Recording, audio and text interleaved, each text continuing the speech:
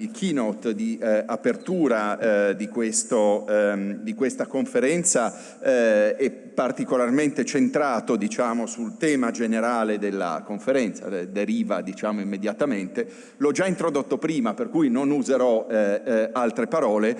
Lasciatemi però invece introdurre Judith Kirton-Darling, che è la segretaria generale di industryAll Europe, che è il sindacato europeo la federazione sindacale europea che raggruppa i settori manufatturiero, minerario, energetico in 38 paesi. E quindi è il sindacato europeo dell'industria, dei lavoratori e delle lavoratrici dell'industria in generale. Judith è stata parlamentare europea per il Labour ed è stata segretaria confederale della Confederazione Europea dei Sindacati, la CS che conosciamo molto bene.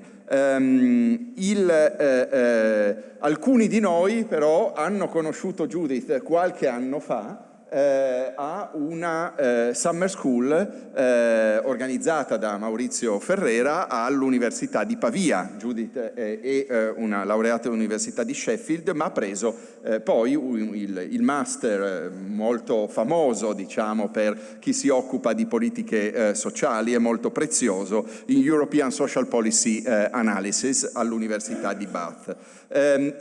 All'interno di questo master era previsto un periodo di studio all'Università di Pavia Maurizio come direttore, ma Franca Maino, che vedo qui, e altri tra noi, avevano organizzato questa summer school che aveva partecipanti da tutta Europa. E quindi quando abbiamo organizzato Espanet a Torino con questo tema, in questo contesto, diciamo, territoriale, è venuto per me naturale cercare di coinvolgere Judith dopo un po' di anni, ricordando quei tempi e chiaramente, diciamo, alla luce del suo ruolo attuale. E quindi una sindacalista europea dell'industria che ha una solidissima formazione sulle politiche sociali europee. Quindi chi meglio di Judith Kirton-Darling per parlare di questo tema su the industrial and social consequences of the EU Green Deal and how social and industrial policy can help the green transition. A warm round of applause for Judith Kirton-Darling. And Judith, the floor is yours.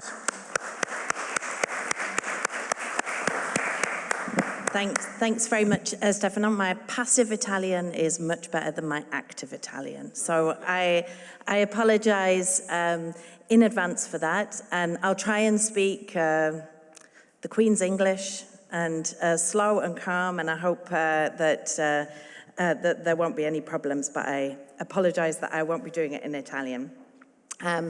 When you asked me if I would come, I have a mixed kind of bag of emotions, because the last time I was involved in Italian social policy analysis, I was a young student, and I was a little bit in awe of Italian social policy lecturers. They seemed to, the level of debate was very advanced in Pavia, so somehow when you asked me if I would come and speak here, 25 years of experience disappeared, and I had the nerves of a 23-year-old going back into an Italian university setting. But I'm here speaking not so much as an academic watcher of society, but an actor inside what's going on. As a trade unionist for 25 years, a member of the European Parliament for 6 years, and now leading Europe's manufacturing workers. In Italy, that means all of the sector unions from CGL, CISL, and WIL, covering all of the sectors that we represent, but 200 trade unions across Europe. And I've travelled all of Italy in the last year, talking exactly on the theme that you've asked me to talk about today, but talking with shop stewards, and union representatives, because the transition that we're embarked on, it has very, very real and challenging consequences for workers in our sectors, and it's provoking a very major debate. So I wanted to give you a little bit of an insight into that from our perspective, and I'm happy to answer any questions on that or anything else afterwards. I think the starting point is to say that when we just had our Congress in June in Budapest, bringing together 600 trade unionists from across Europe from our sectors. And what was extremely striking for me was that despite the maybe national differences of the context, there was a real unity across the trade union leaders of our membership.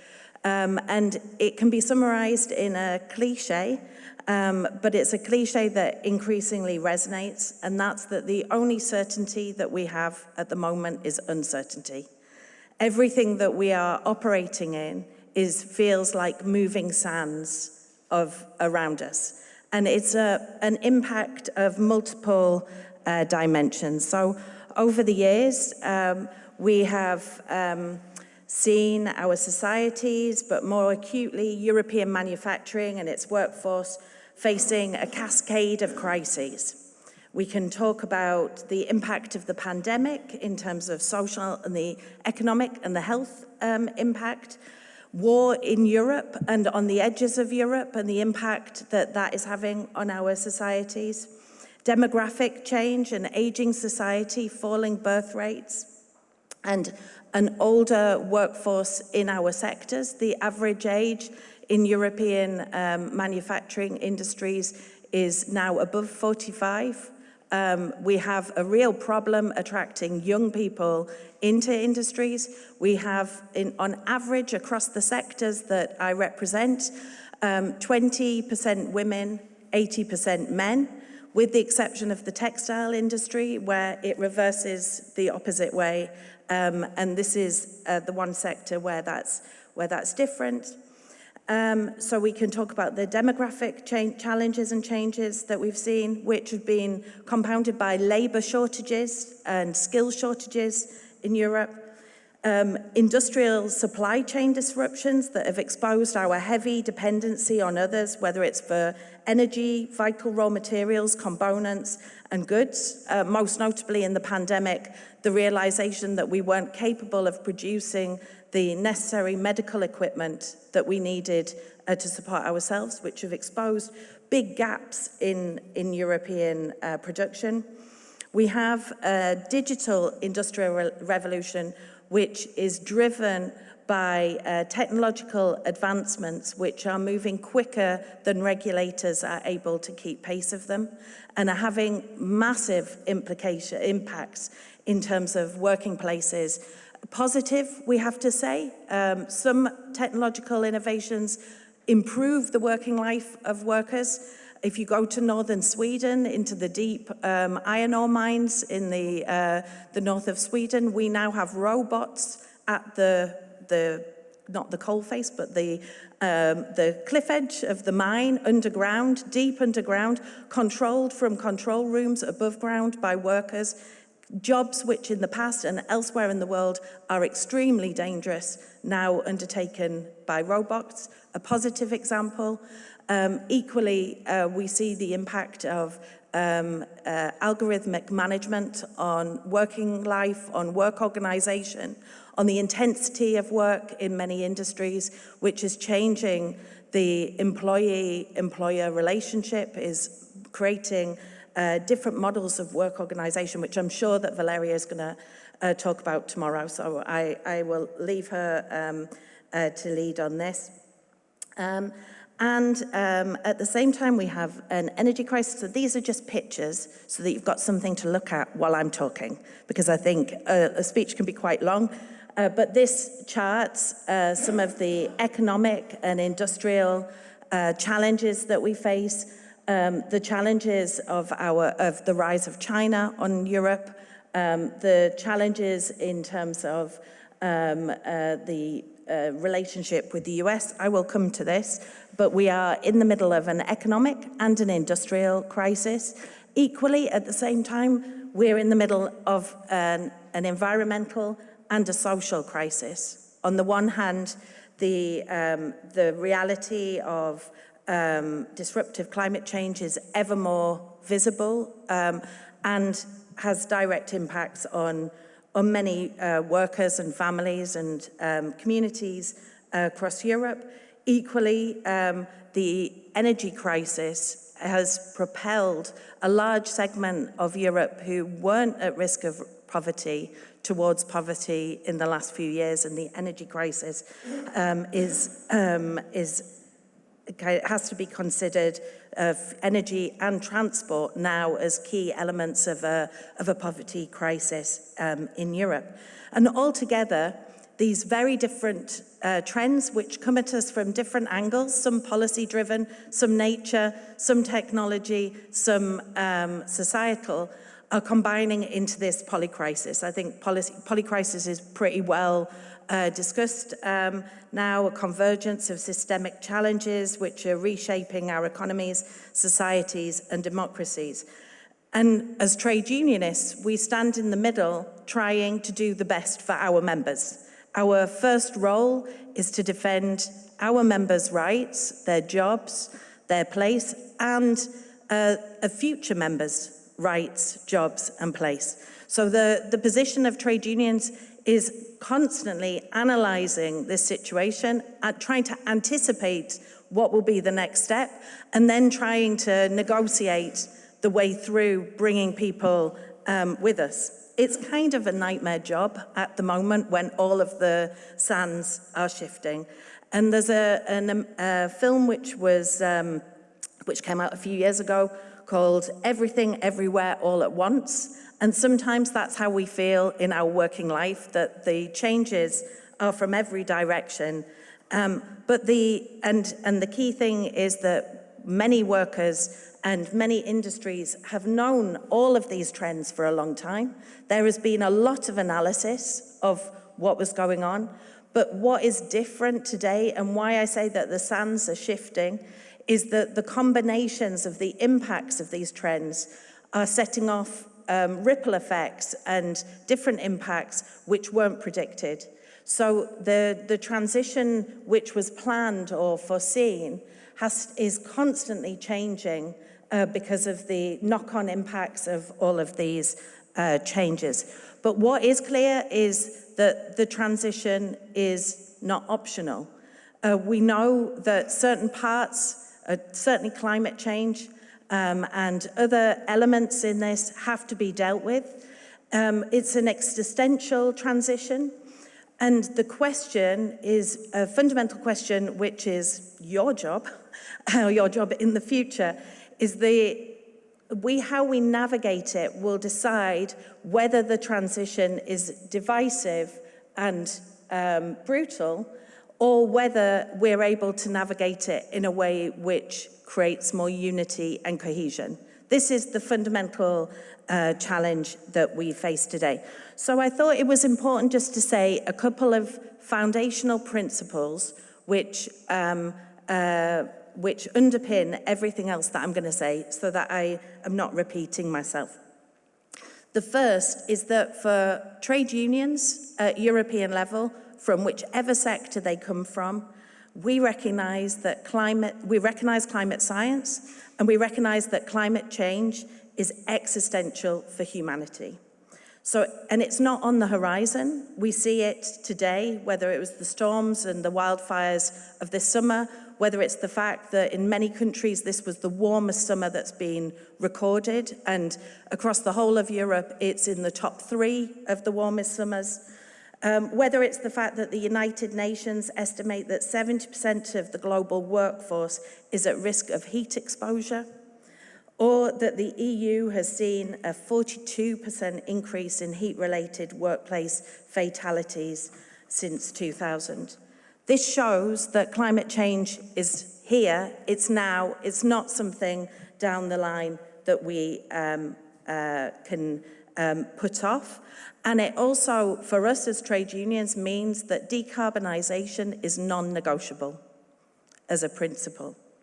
But what is negotiable is how we do it. But that I will come to.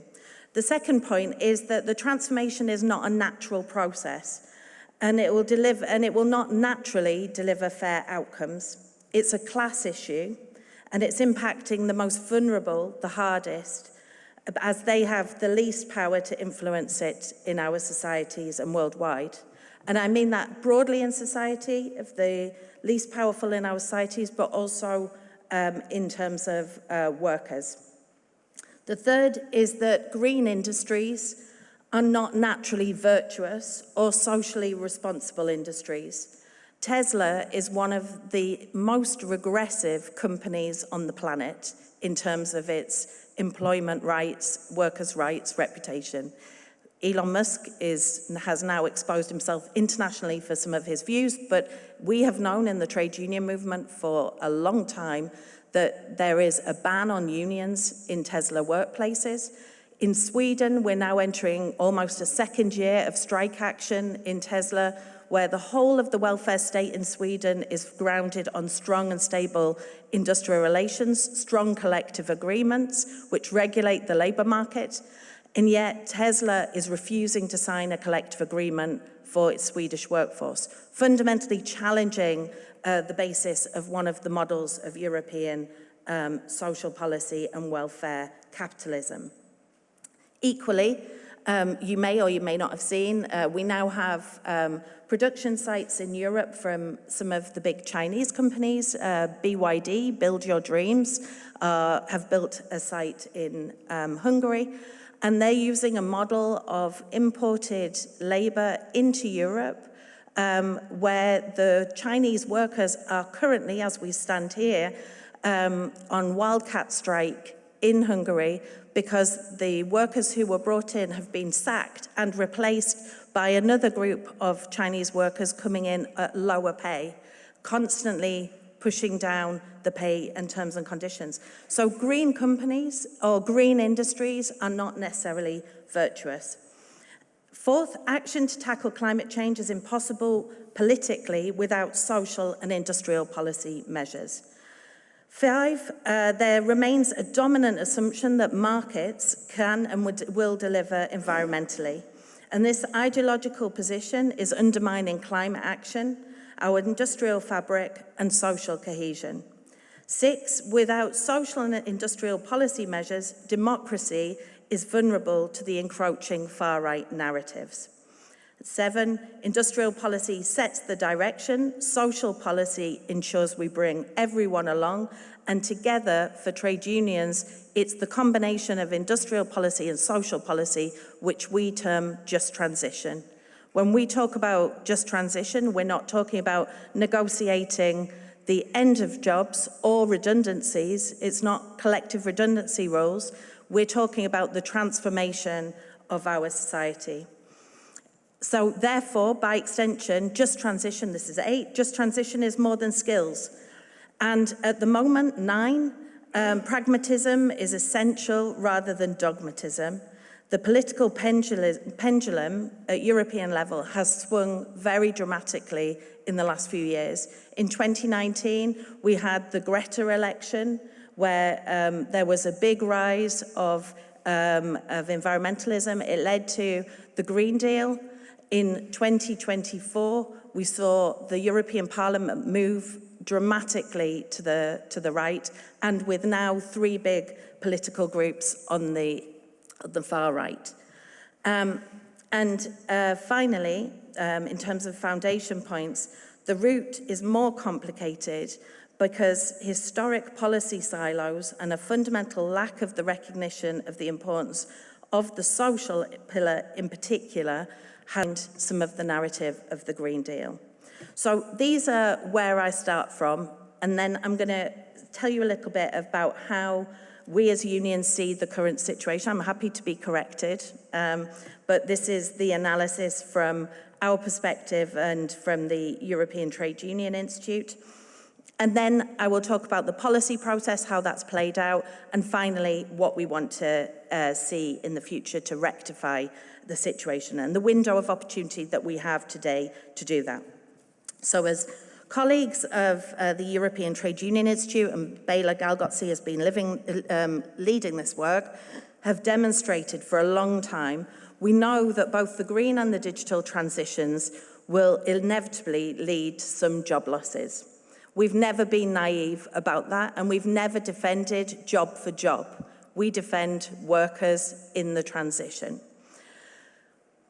But the danger today is that we are not only seeing job losses in incumbent industries and incumbent sectors, but also job losses in the emerging industries and the sectors which are meant to deliver job creation in the future. In fact, before I went for lunch, I was looking at my work emails, and today Ford in Germany are letting people go because in their battery installations because of the lack of demand in terms of electric vehicles. So we're losing those jobs which were foreseen and predicted for the future at the same time that the workers, and something like 74,000 workers in the Italian supply chain, internal combustion supply chain, are impacted by that movement away from internal combustion engines. We're on a cliff. We have 1 foot off the cliff into new jobs and transformed jobs, and we have 1 foot on the cliff. And right at this moment, these different trends have come together to create a paralysis which has created an investment limbo. And limbo is the most dangerous part of this transformation story, because the limbo creates the massive uncertainty. So a lack of investment in green technologies, we're seeing new low-carbon industrial jobs created outside Europe, leaving the continent behind in the race for clean tech dominance, and losing existing jobs without the promised just transition to transform jobs and new industries. Decarbonising the economy and bringing human activity back within planetary boundaries is having and will continue to have profound impacts on employment and skills. The policies necessary to correct our current resource-depleting production and consumption model affect the world of work both qualitatively and quantitatively. Whilst the transition to a net zero carbon economy will create millions of jobs, not just in manufacturing, in welfare, in the circular economy, in many other industries, many will also disappear or relocate to other regions. This will alter the aggregate composition of employment, including unionisation rates and collective bargaining coverage in Europe. And we see this on a practical level as we engage directly in the negotiation of energy transition agreements, whether I spent many months negotiating with Polish coal miners, the phase out of coal in Poland, and we are currently involved in major discussions about the North Sea, the offshore industry, the transfer and the transition from oil and gas to renewables in the North Sea. So very concrete examples.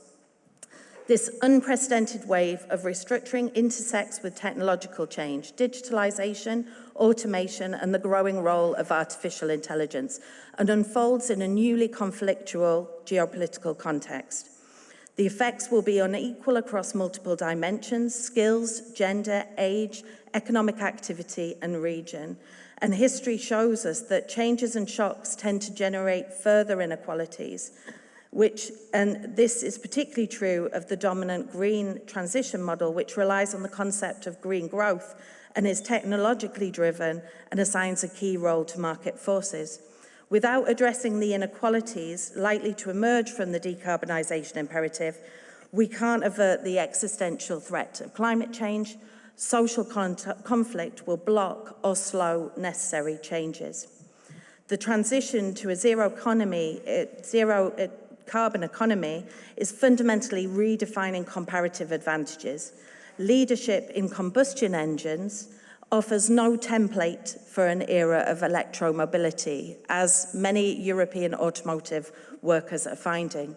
Similarly, expertise in carbon-intensive steel production provides little employment security in an age of green steel. Whilst concerns often focus on potential job losses from industrial decarbonisation, we shouldn't miss the lagging decarbonisation efforts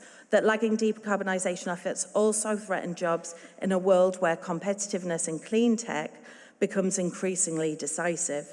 And we are today in the most precarious moment of the transformation so far, because this transformation's not happening in a vacuum. Tectonic shifts are underway globally. Today, by any standard, Europe's industrial base is experiencing extraordinary pressures, from strategic dependencies to the heightened tensions across the Atlantic, pressures from China and other countries building up overcapacity, and the demands of a massive economic transformation.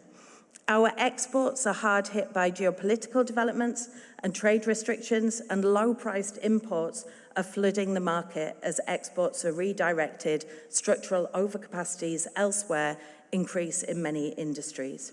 So while the total economy of the EU 27 gained 10 million jobs from 2008 to 23, what we've seen is that we've lost 2.9 million jobs in manufacturing.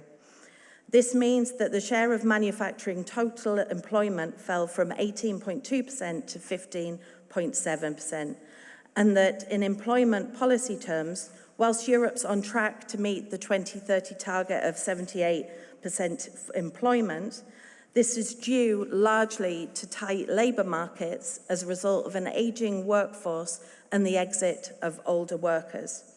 But what we're seeing today, which is extremely worrying for us, is that the pace of restructuring is accelerating right across our industries, with the exception of probably one sector, the defence sector, where the pace of restructuring is not accelerating in the same way.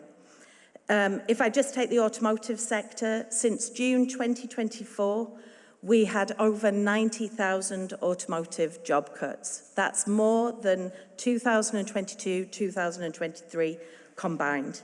Many tens of thousands of workers across Europe are in short-time working schemes or solidarity agreements or other arrangements with different names which provide those emergency buffers, but those emergency buffers are now becoming a standard practice in delivering production flexibility.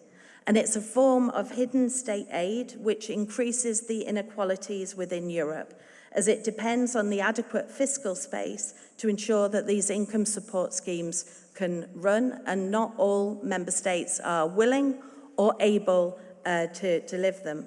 That's why we've been calling, in this context that we find ourselves, for a return to some of the solidarity thinking that we saw in the pandemic, with the very rapid creation of the SURE programme, which ensured that furlough schemes, short-time working schemes, were rolled out very quickly across Europe to allow, on the one hand, that we protect workers and we ensure the support for workers, but on the other hand, that we also don't lose vital skills that we will need in the future as we try to reindustrialise.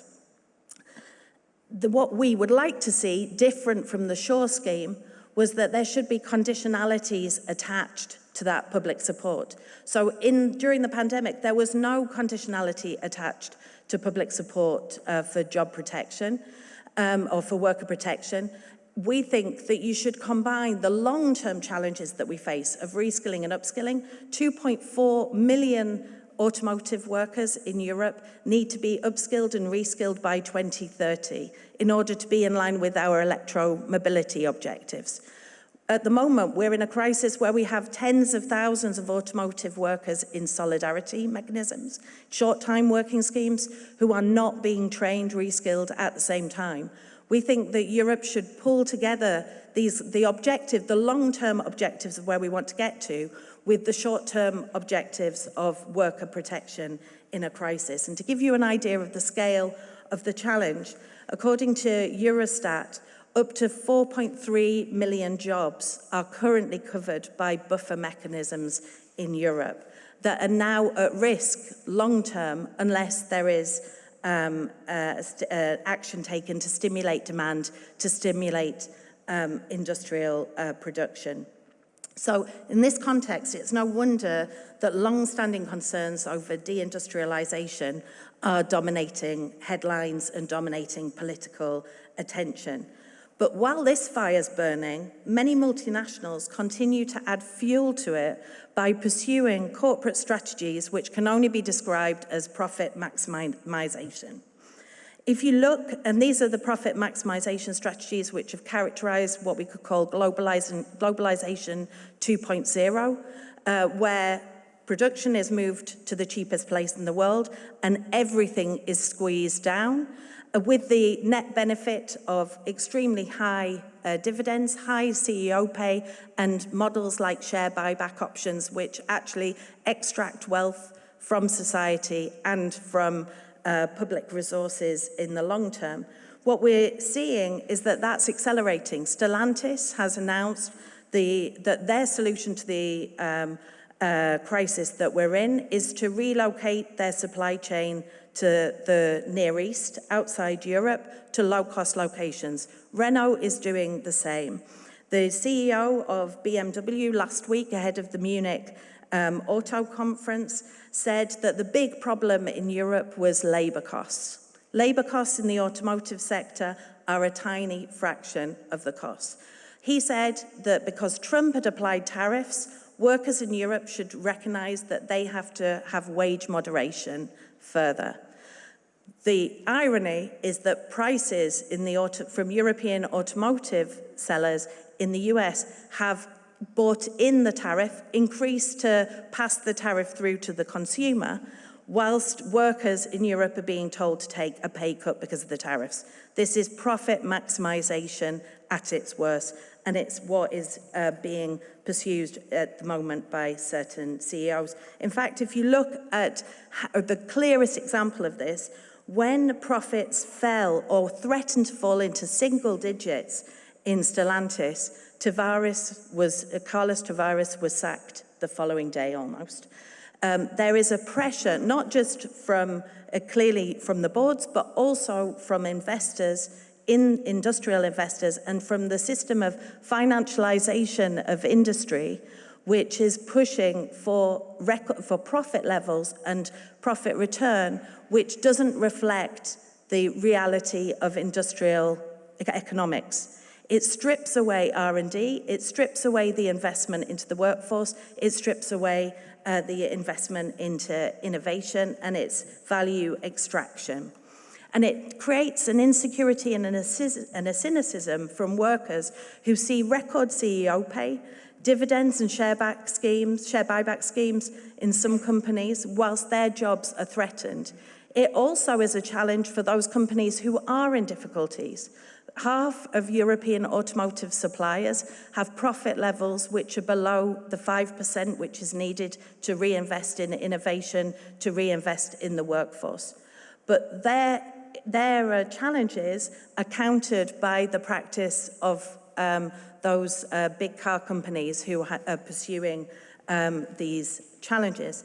So today, industrial workers are wrestling with a grim situation where we have daily restructuring, site closures, investment postponements, stalled demand, and as a result of the ongoing cost of living crisis, according to the OECD's employment outlook for 2025, real wages are still more than 1% below pre-2019 levels in over half of European member states.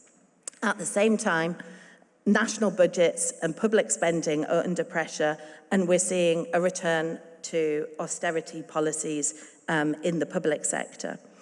And in this context, I think it's quite understandable that many working people are wondering if social progress has stopped and if the next generation will be worse off than they were. That creates an extremely corrosive and toxic climate. We have a fifth, 20% of Europeans at risk of poverty, rising levels of precarious work, and these are increasing some social inequalities in many corners of Europe, even if the headline figures show the situation is different. Even in countries with high income equality, simply having a job is now no longer enough to avoid poverty. And the rising concerns about affordable housing, which we hear from every single member state, are a symptom of and a lightning rod of these concerns. So it's no surprise that the cost of living remains the top priority for European citizens, according to all recent polling, including a poll last week from the European Parliament. In fact, what citizens are concerned about is the cost of living, the fight against poverty, the how and where we create new jobs, and support for public health. This is an agenda about calling for a stronger social Europe, stronger social policy. And this is what citizens, when they're asked, say that they are most concerned about. But we're in the context where employment rates are rising. And as I said, we will reach, and we're on track to reach that 2030 employment rate. So increasingly, the debate at European level is moving from how do we create jobs and how do we ensure we achieve that rate to how do we ensure the quality of jobs. The quality of jobs so that people can live from their work and that they have a life, work-life balance, a life in work as well, autonomy and quality working conditions is increasingly the focus of the debate. And it's crucial in this transformation, as we have one foot off the cliff, one foot on the cliff, in order to convince people that the transformation will be good for them, or to show them how it could be good for them, and to be able to negotiate with a mandate from our members. We're democratic organizations. We have to have a mandate from our members to go into negotiations. You need then to be able to show that there's a positive step forward, and building that trust in the transition that tomorrow will be better is extremely difficult when many of our members are some of the best paid workers in the labour market. If I look at the energy sector, if I look at the hardcore of advanced manufacturing, some of the best paid workers in the labour market within our membership. And yet we're asking them in this context to take, in some cases, what can feel like a leap into the dark. And this quality of work dimension is something that is attracting a lot of attention and is being heavily analysing, in fact, by CEDEFOP, the European Agency for Skills and Training, and the Dublin Foundation for Working and Living Conditions. They have both demonstrated that there's a clear link between labour shortages and skill shortages and work quality or working conditions within sectors. So not only is this work quality an imperative in terms of the individual workers, but there's an economic cost to society if we don't invest in work quality. Because we can see where the shortages are the highest in Europe, it's where the working conditions are the lowest in many cases. And one of the root causes in this research and in the work that we've undertaken that we see is the resistance of employers to invest in training and in the quality of work. We've seen long-term processes of cost-cutting with work outsourced to subcontractors whose pay and working condition are often far lower than the main company.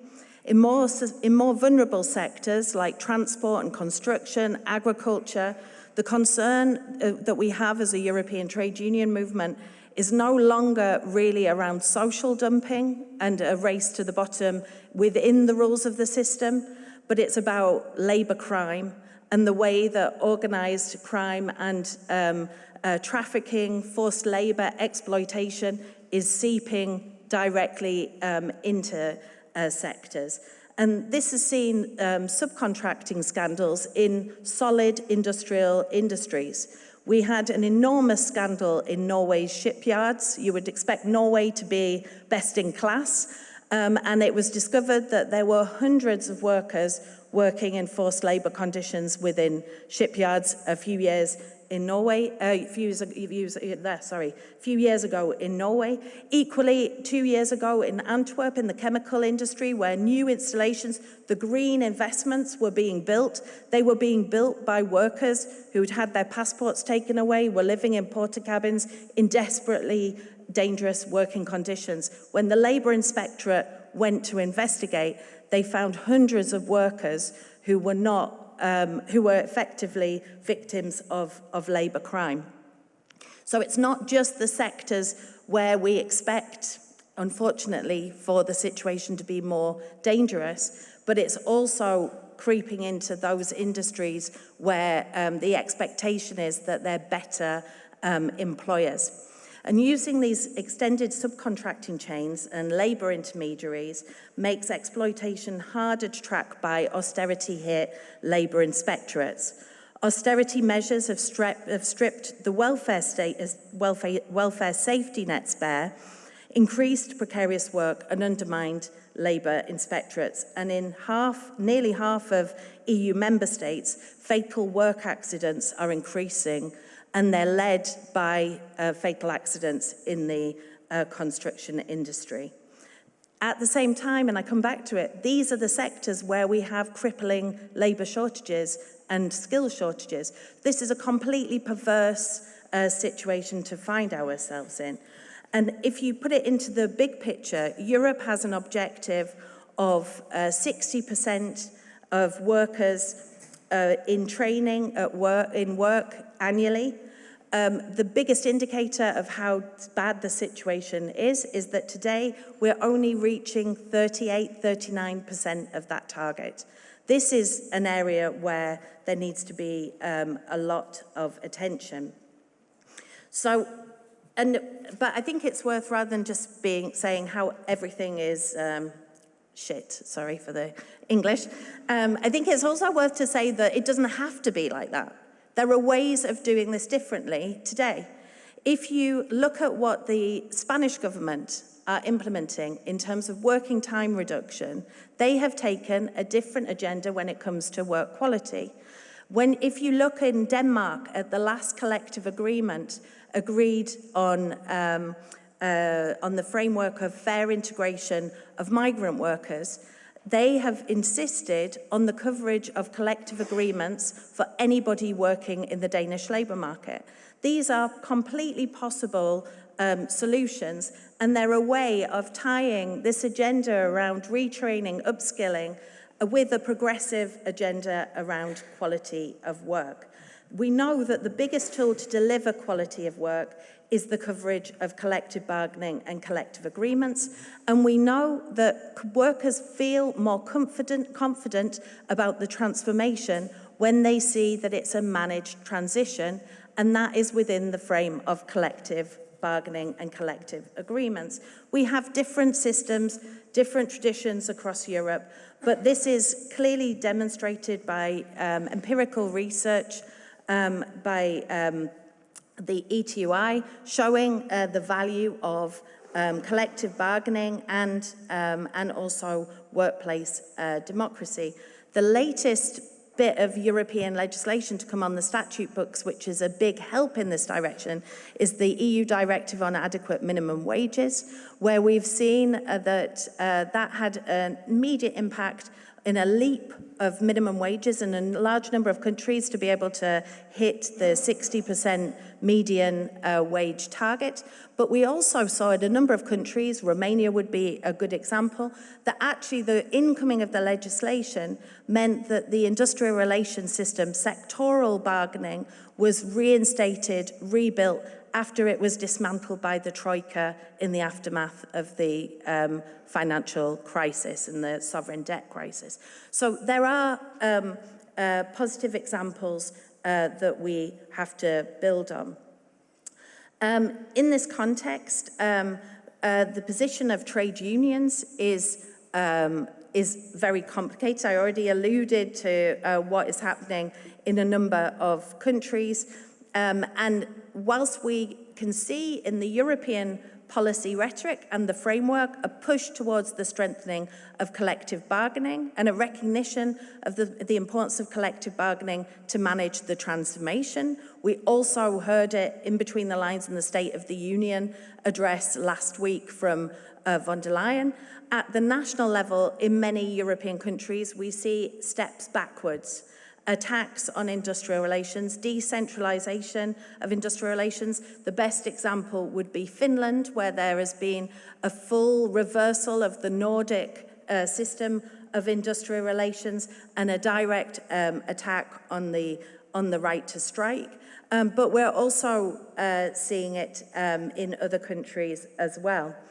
And all of this creates a situation, as I said, where workers feel very insecure and very worried about where they will be on this step. And that is presented in extremely simplistic positions by some political actors by saying, we won't look at this very complicated political context, geopolitical, economic, social context. We will put all of the blame on one element in the debate. So we increasingly hear that it's all the fault of net zero policies. The situation for industrial workers is all the fault of green propaganda, that red tape is stifling competitiveness, that we can't afford our welfare programs. I had, and to give a very concrete experience, I was in negotiations with energy companies who have made record profits in the last few years as a result of the energy crisis, and was told by the CEO of one of Europe's biggest energy companies that Europeans should just get used to the fact that they have to work longer and that we can't afford universal welfare safety nets in the current context, at the same time as he collected the metal tops of champagne bottles in order to make a mosaic in his dining room matching a Roman mosaic that's in Pompeii.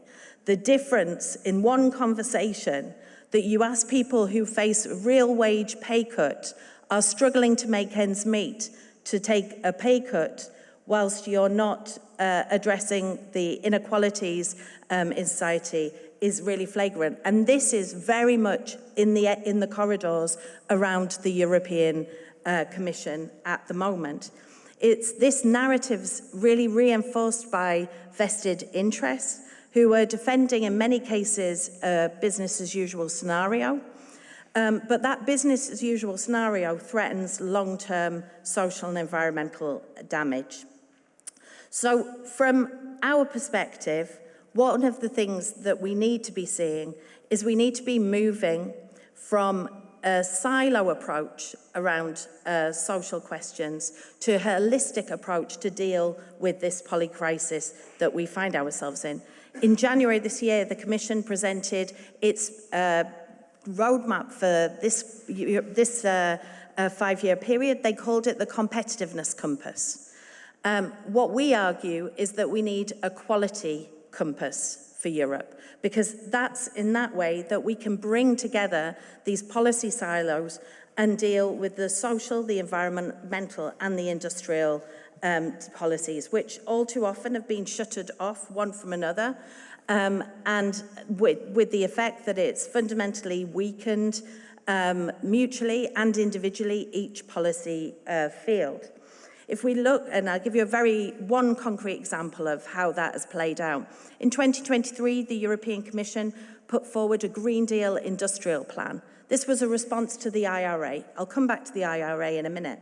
But when they put it forward, they argued in the documents that there wasn't any need for a particular level of strategic reflection on the part of industry or industrial employment in delivering this plan.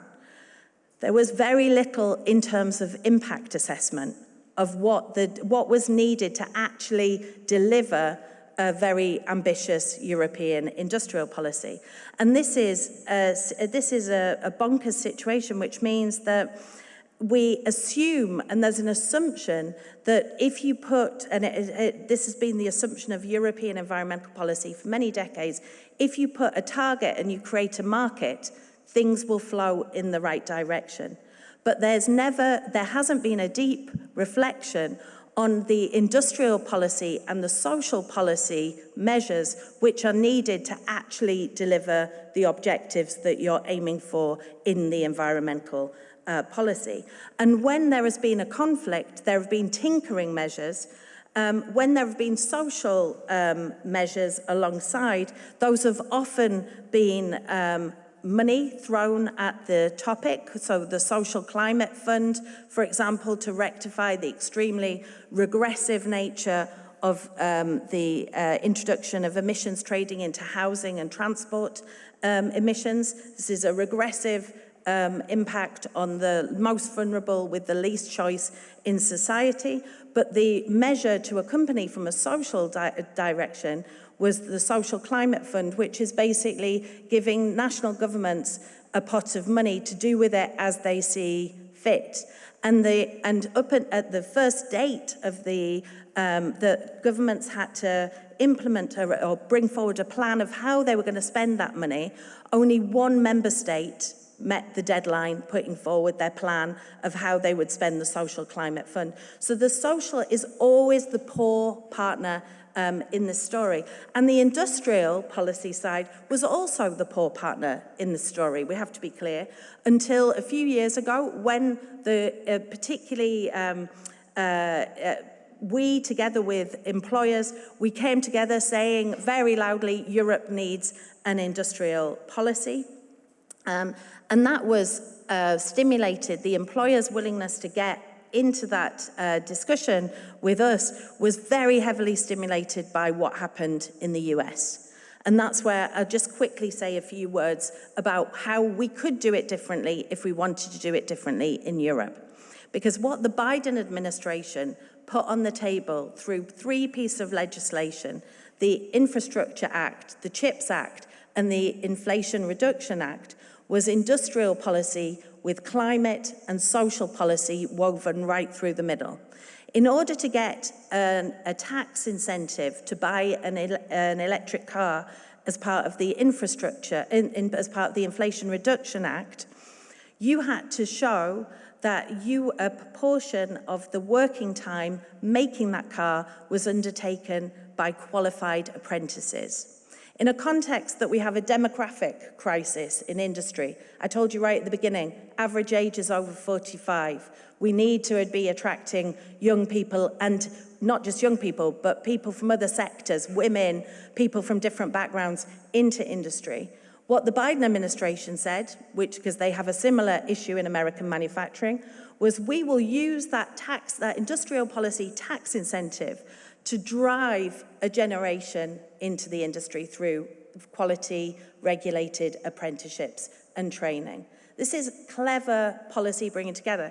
Equally, what they did was if you come from an area which is poor or from a background, but particularly from a background of racialized experience, you will get a higher tax benefit than the average in terms of those. So you deal with social inequalities also through the industrial policy. They integrated obligations that dividends could not be paid when public money had been passed through. All of these things are possible in Europe. The CHIPS Act, where we have a sector very big in Italy, semiconductor industry. Italy is still a very proud leader. It's an extremely male industry. They are desperate to get women into the semiconductor industry. What the Biden administration did was they said you won't get public money through the CHIPS Act unless you invest in childcare provisions in your workplaces, and unless you create a workplace which is family friendly.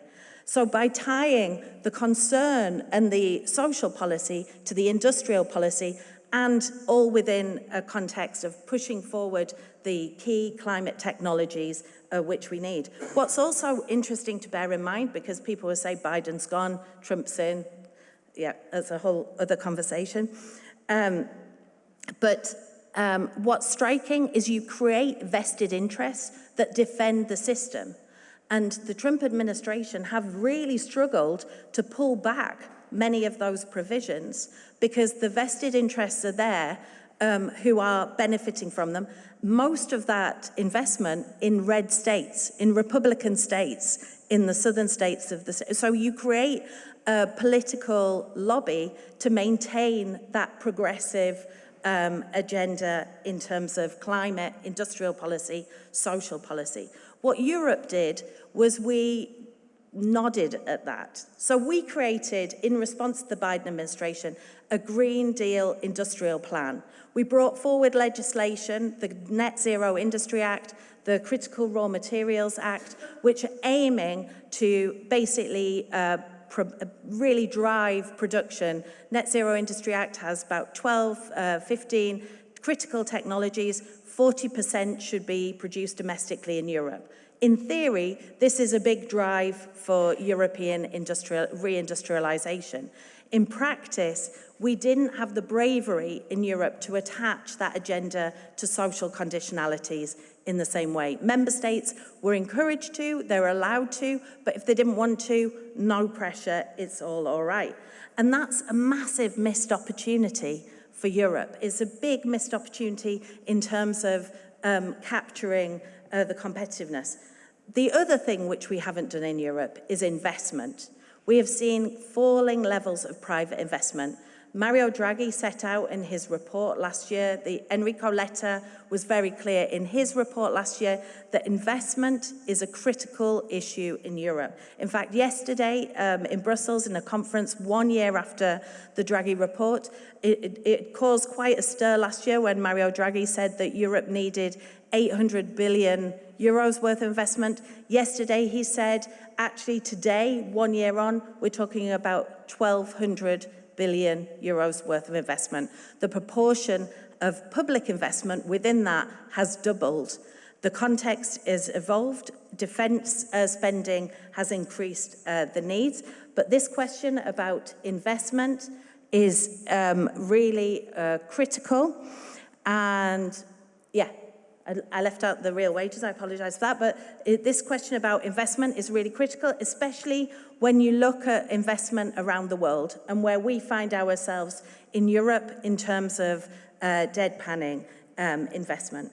So within all of this context, as unions, and here I will try and conclude more quickly, but as unions, we said, well, we're not willing to stand back and lose our jobs, and we're not willing to stand back and let this transformation progress in a willy-nilly fashion where it's like we're recipients of other people's decisions but not actors in our own destiny.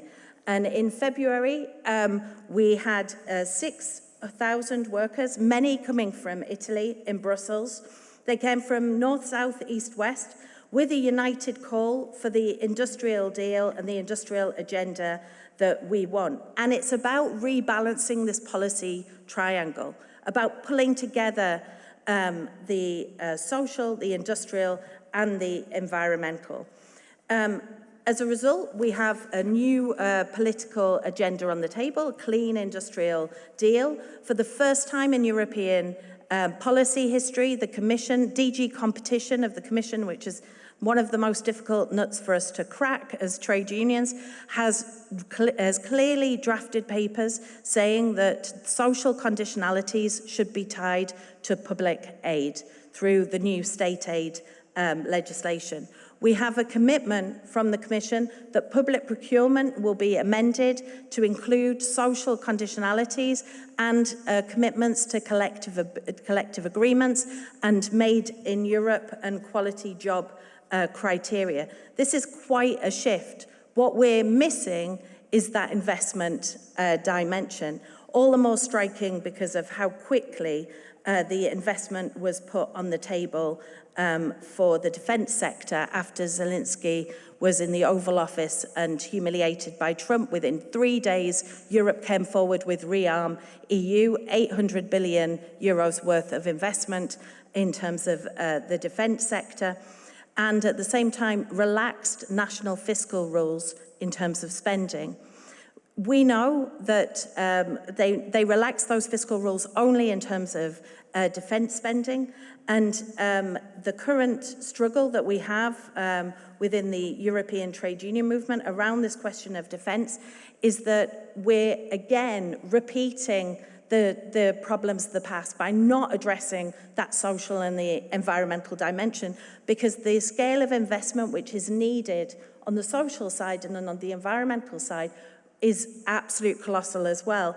And research done by the New Economics Foundation and the European Trade Union Confederation set out that just for Europe's social infrastructure, we would need 192 billion a year in terms of investment in social spending.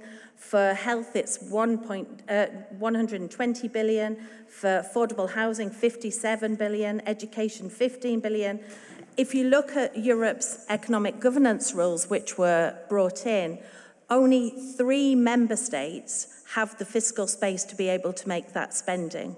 So bringing together into this policy mix, and you asked me only to talk about industrial policy, environment, and social, but we have to factor in the macroeconomic policy framework as well, because the thing which we see today running against the agenda, whether it's the clean industrial deal, whether it's the agenda in terms of the European pillar of social rights, is that the macroeconomic policy framework doesn't match the policy objectives elsewhere. So those policy objectives basically remain in their silos and remain largely declarations, but not in practice. And therefore, this is the way that we see that the system, the whole framework should be built up. A more holistic approach to social, industrial, macroeconomic, and environmental policies to really develop a more balanced economic framework for Europe in the future. And we have potentially a moment to do that. We are looking at how the European Pillar of Social Rights could be strengthened. On Wednesday last week, von der Leyen announced that there will be a Quality Jobs Act coming this autumn, an agenda around affordability on housing, an agenda around affordability on energy.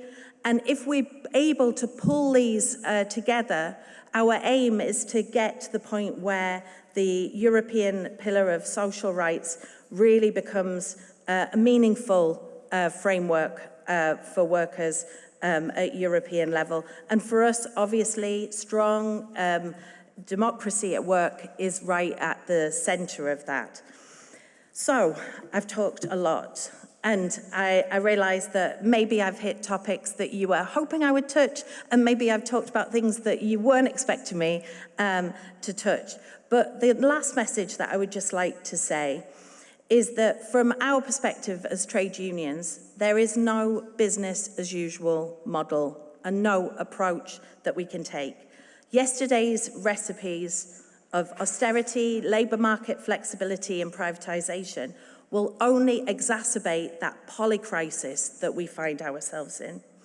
And now we are in an existential fight, and I go back to this sentence, an existential fight to ensure that this transition that we're embarked on delivers cohesion and a better future for workers, and not division as is being promoted by very divisive political voices, and is a direct threat, in our view, to not just democracy at the workplace in Europe, but to democracy in our societies more broadly. So for us, this is a fight of a generation, and we are hoping that with your research and your thinking around how we can flag this out into practical measures in the very different fields, we'll be able to take on this challenge and ensure that we come out on the side of cohesion. Thanks very much.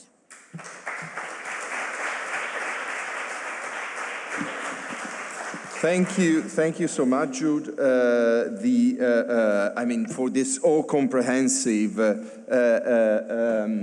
intervention and talk. Well, yes, indeed, you touched upon so many issues that we are actually going to discuss these days. So basically, I mean, I couldn't have thought of a better introduction to the whole conference.